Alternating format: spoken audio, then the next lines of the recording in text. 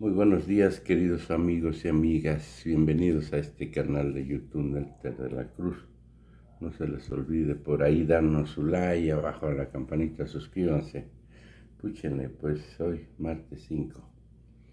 Pues de una vez, siguiente pregunta. Presidente, buen día. Buen día, secretarios. Fabiola Martínez, del periódico La Jornada.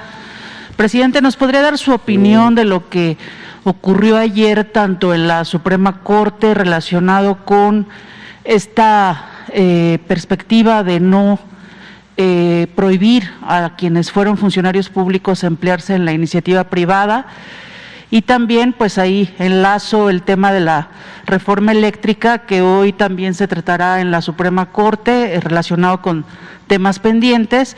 Y como usted está enterado, ayer en San Lázaro la oposición advierte que no va a aprobar su iniciativa de reforma constitucional y hace una propuesta que seguramente usted ya conoce. Quisiera su opinión sobre esto, por favor.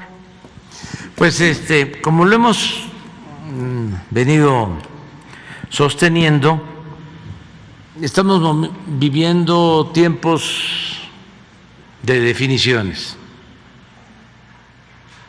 Y ya en estos días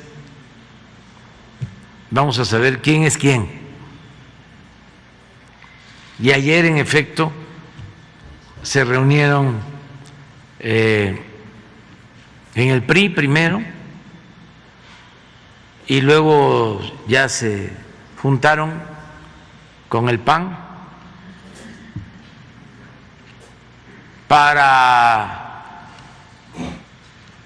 expresar que no van a apoyar la iniciativa que presentamos para fortalecer a la Comisión Federal de Electricidad.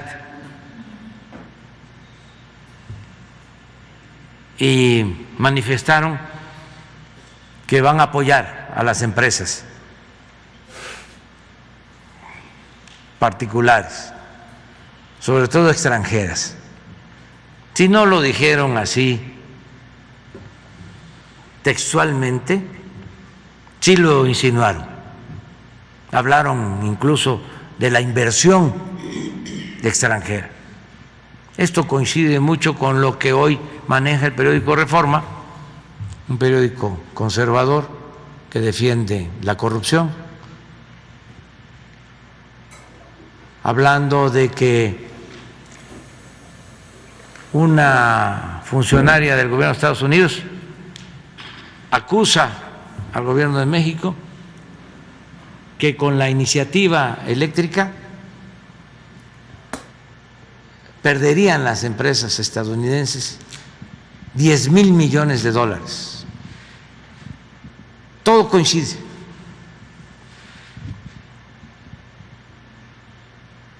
Pero hay muchos legisladores, y tengo información que legisladores del PRI,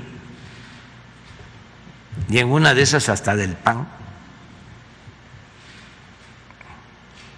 que no están de acuerdo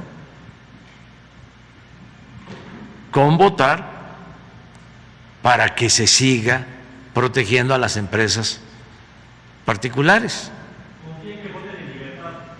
Estoy yo confiando en que van a votar libremente y se van a rebelar.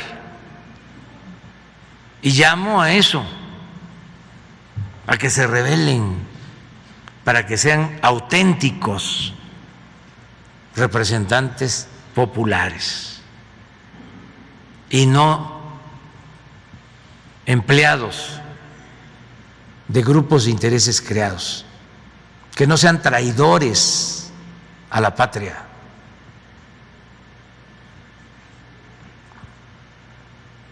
Que se rebelen, que tengan la arrogancia de sentirse libres, que la libertad no se implora, la libertad se conquista.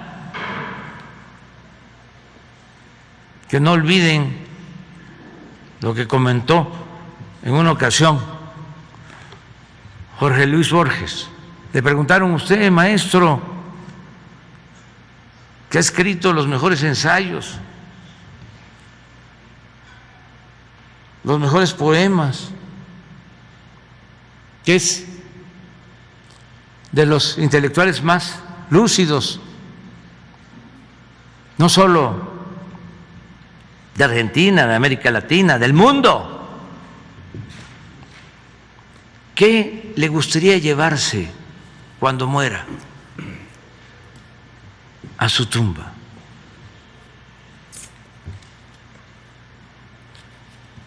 ¿Qué le gustaría llevarse de todo lo que ha creado y de lo que ha vivido? Y contestó: esos pequeños momentos en que viví con arrojo.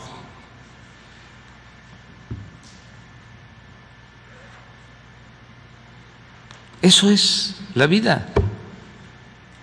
Entonces, todavía esto está comenzando. Arriba se pusieron de acuerdo, bueno, pues eso lo resuelven con cenas y con comidas. En los mejores hoteles. Y en una de esas hasta en embajadas, o con las cúpulas del poder económico. Pero eso es allá, en la élite, en lo más alto del poder económico, del poder político. Pero falta ver qué piensa todos los legisladores, qué opinan. Y yo llamo también a que la gente esté pendiente, porque se van a abrir debates en la Cámara de Diputados. Seguramente esos debates se van a transmitir por televisión, por radio, y hay que ver ahí quién defiende a las empresas, porque esto ya ha sucedido en otros tiempos. El PRI y el PAN se pusieron de acuerdo cuando todavía tenían engañada a la gente de que eran distintos, y votaron por el FOBAPROA para convertir las deudas privadas en deuda pública. Y todavía existe esa enorme deuda.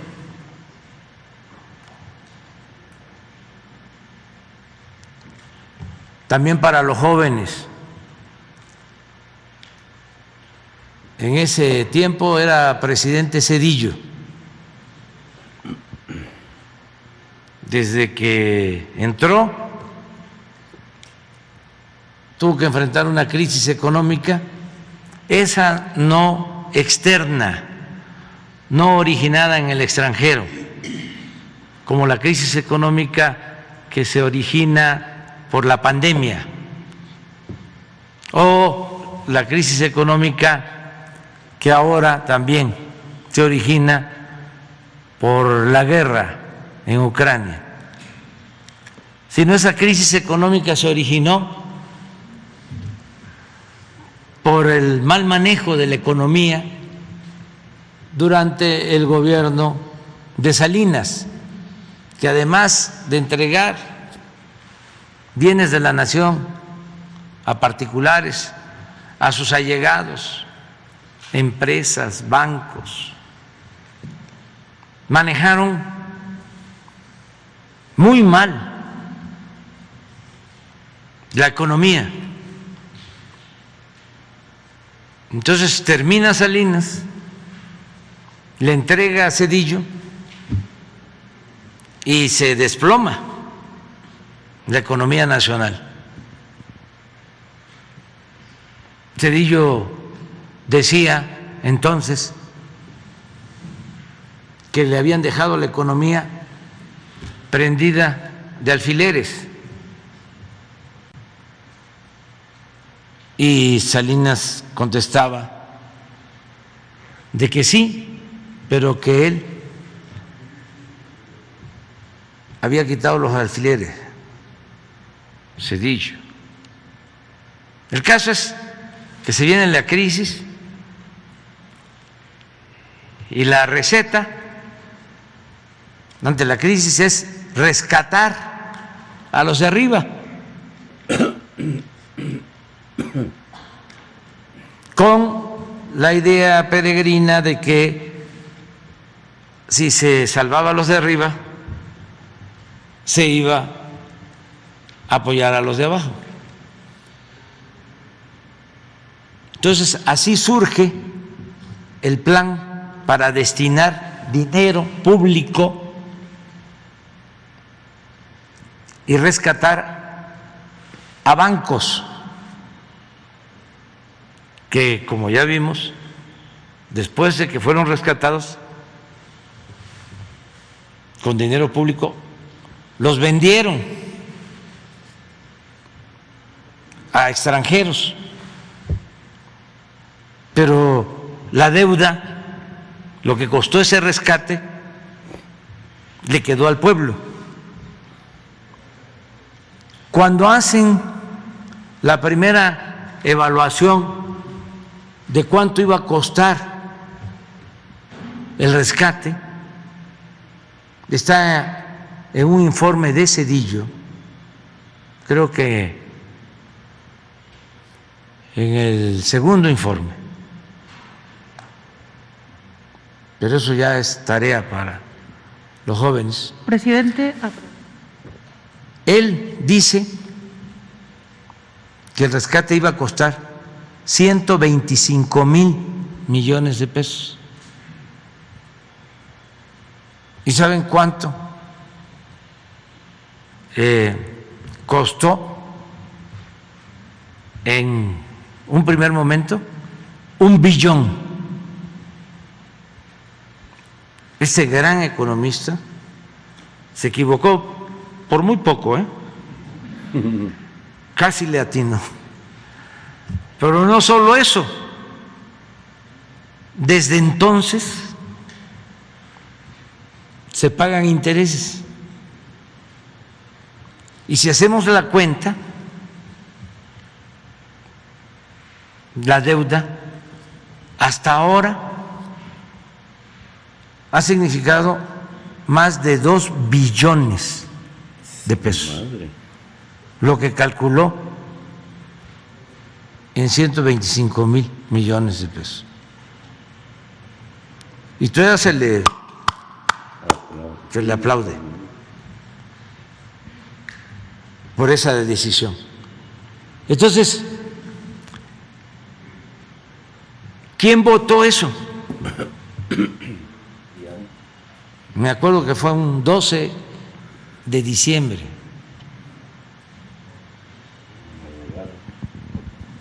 De 1998. Se pusieron de acuerdo. Y todas las reformas del periodo neoliberal las votaron. La llamada reforma energética, la reforma fiscal, la reforma educativa, todas. Y ahora vuelve lo mismo.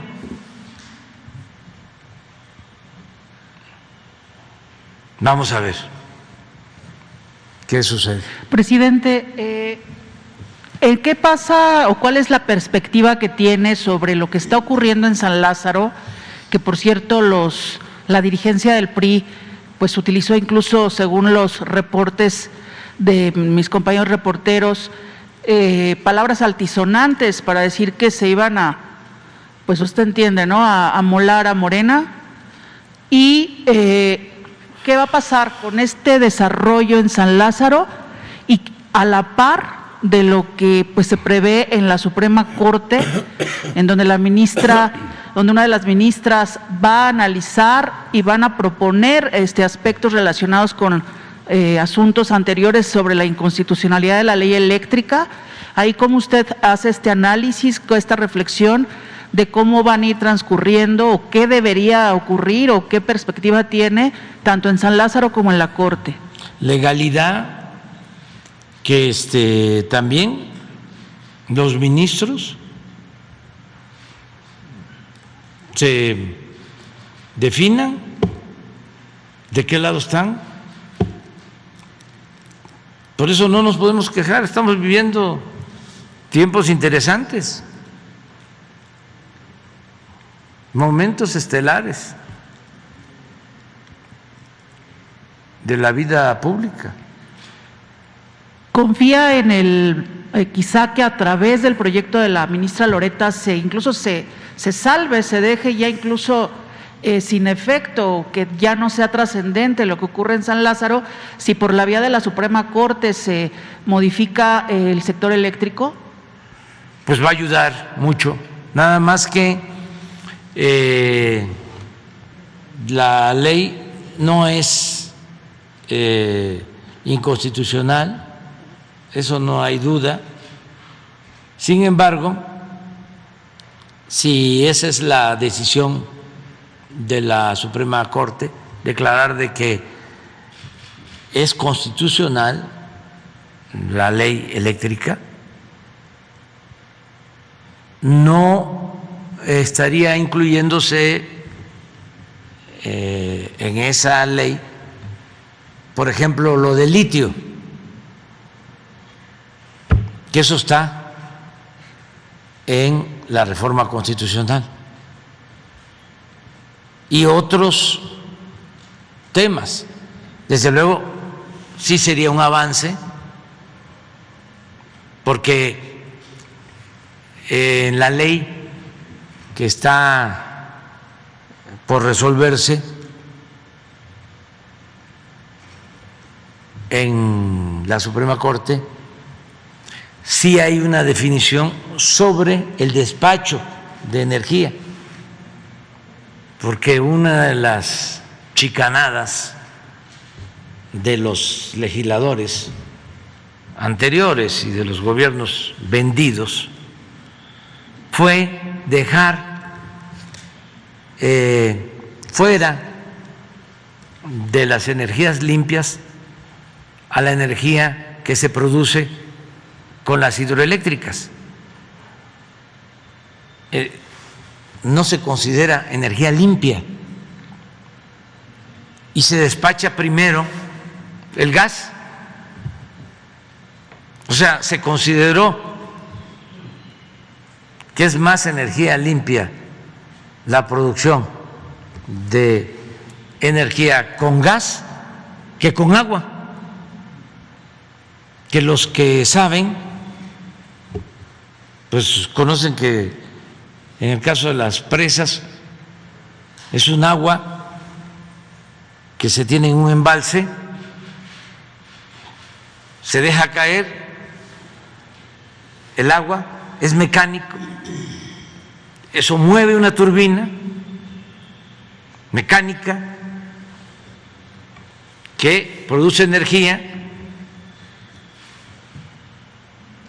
y el agua sale de nuevo al río, y a la salida del agua hay peces, hay aves, porque no hay ningún contaminante. Pero no solo es lo más limpio, sino es lo más barato y lo más eficaz, porque la energía eólica se produce cuando hay viento, y no siempre hay viento. Si se paran los generadores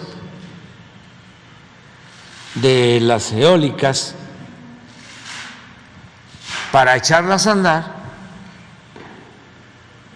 para echar a andar los ventiladores, los generadores, se lleva hasta 10 horas. Para echar a andar en caso de una emergencia, porque así se ha usado nada más como respaldo a las hidroeléctricas, se hace en 40 minutos. Entonces, es limpia, es más barata, es más eficaz, se tiene todo el tiempo y es de la nación, porque todas esas presas se construyeron a lo largo del tiempo con presupuesto público o con créditos que se han pagado o se están pagando, pero son hidroeléctricas de la Comisión Federal de Electricidad, que ahora, por esa ley que se está definiendo, están subutilizadas, paradas, porque no les permiten despachar la energía que producen. Se sube primero a la red todo lo que se produce con las termoeléctricas, que son las que están en manos de particulares. Entonces, sí es un avance, aunque faltan otras cosas. Entonces, hay que estar muy pendientes de lo que va a suceder hoy, mañana y todos estos días sobre este tema. La apuesta es entonces, su apuesta es a la iniciativa de reforma constitucional que se está por votarse en San Lázaro. A las 2. Y, presidente, el PRI dice, la oposición en general dice palabras más, palabras menos, que su iniciativa, así lo dijeron, es un peligro para México y que se van a fregar, diciéndolo con otras palabras, a Morena. Algo así como Palenque, ¿no? Algo así. ¿Qué opina de estas expresiones, presidente? Es que cuando no hay una ideología, cuando no hay principios, cuando no hay una doctrina, cuando es la lucha del poder por el poder, cuando lo que domina es el pragmatismo ramplón, pues se desfigura todo. Eso es una situación lamentable. Ojalá y reflexionaron más sobre sus conductas, que revisen la historia de sus partidos. En el caso del PRI, ¿por qué surge?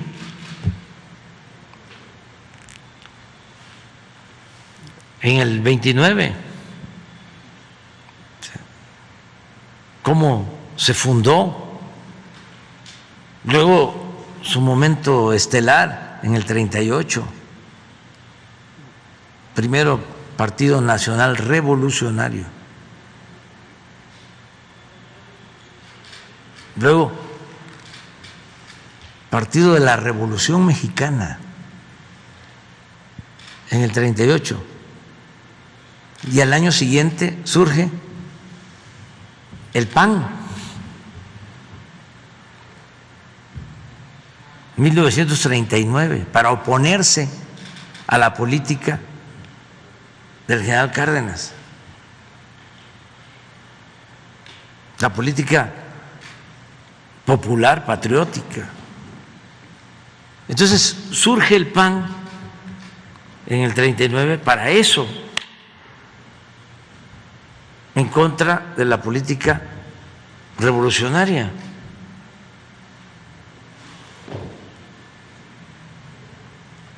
Pero aún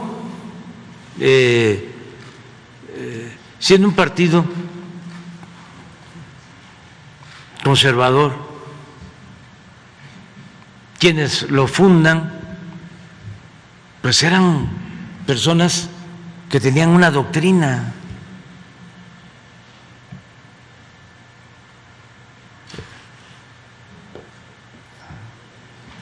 Siendo conservadores, Manuel Gómez Morín y otros. Luego el PRI se transforma en Partido Revolucionario Institucional en 1946, empieza a cambiar, pero todavía no abandona su origen revolucionario. Y cuando hablo de revolución, ¿a qué me refiero? Al movimiento que surge para enfrentar a la dictadura porfirista, al predominio de un gobierno durante 34 años que entregó, lo mismo que en el periodo neoliberal, los bienes de la nación a particulares y a extranjeros. Por eso fue la revolución, porque no había libertades, porque no había democracia, porque había esclavitud y porque un grupo dominaba a México. Eran los dueños de las tierras, de los grandes latifundios, los dueños del agua, los dueños de las minas, los dueños del petróleo, los dueños de los ferrocarriles, los dueños de los bancos. Eso era el porfiriato y por eso fue la revolución. Y con la revolución se le entregó la tierra a los campesinos y se recuperó el petróleo y se recuperaron los ferrocarriles y se recuperó la industria eléctrica y se estableció el derecho a un salario digno en la Constitución del 17, a una jornada de solo 8 horas de trabajo y de otras prestaciones que no existían en el porfiriato. Entonces, ese es el antecedente. Entonces, surge un partido conservador en el 39, que es cuando el general Cárdenas entrega 18 millones de hectáreas a 1 millón de familias campesinas, que es cuando nacionaliza el petróleo. Entonces, como respuesta a eso, surge el PAN. Y pues no pueden, porque también van negociando. Termina el general Cárdenas y entra el presidente Ávila Camacho y ya no es lo mismo, porque el presidente Ávila Camacho negocia con el Grupo Monterrey. ¿Y qué negocia? Pues ayudarlos económicamente,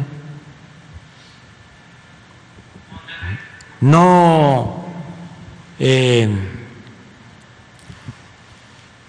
cobrarles impuestos, ¿se entienden?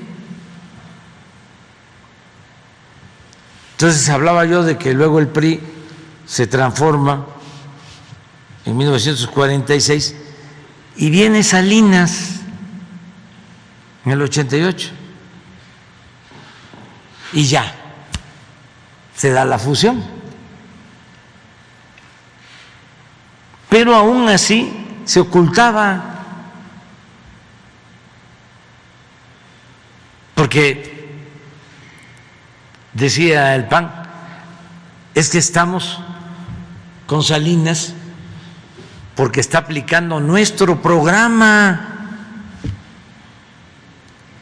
Y hasta cierto punto era cierto. ¿Cuál era su programa? Regresar los bienes de la nación, los bienes que había entregado el movimiento revolucionario al pueblo,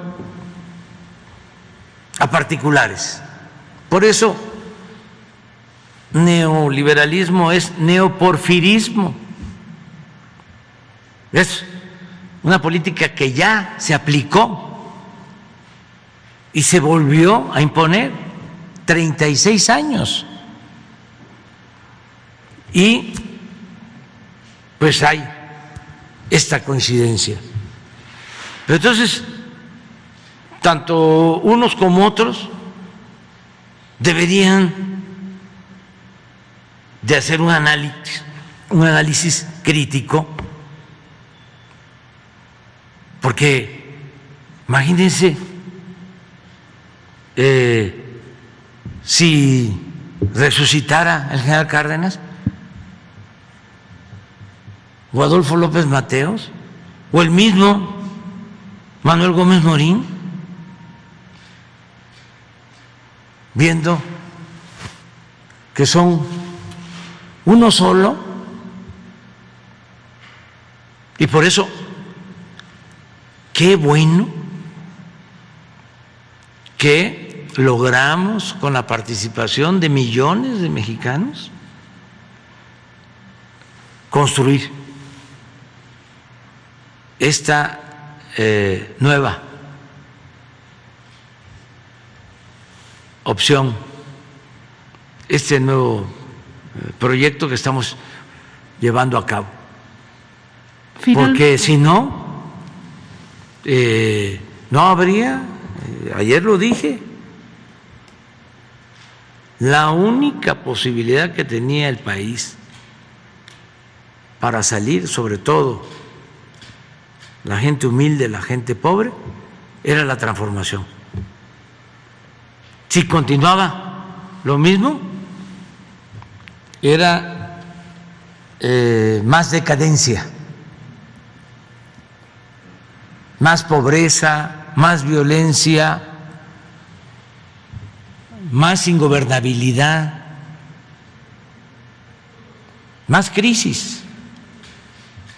Además, pónganse a pensar, nos viene la pandemia, independientemente de que no faltaron las camas y que se atendió a todos y que no faltaron las vacunas.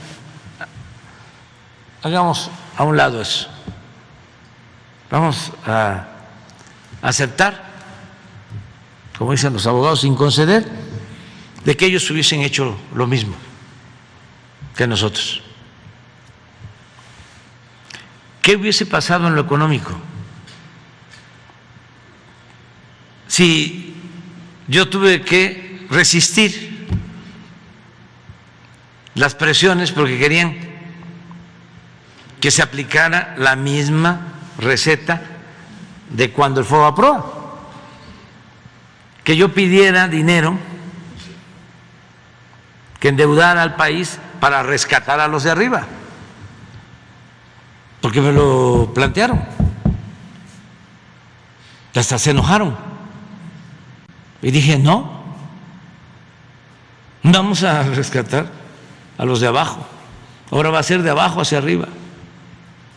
Váyanse con su cuento a otro lado de que si llueve fuerte arriba, gotea abajo, salpica abajo. No.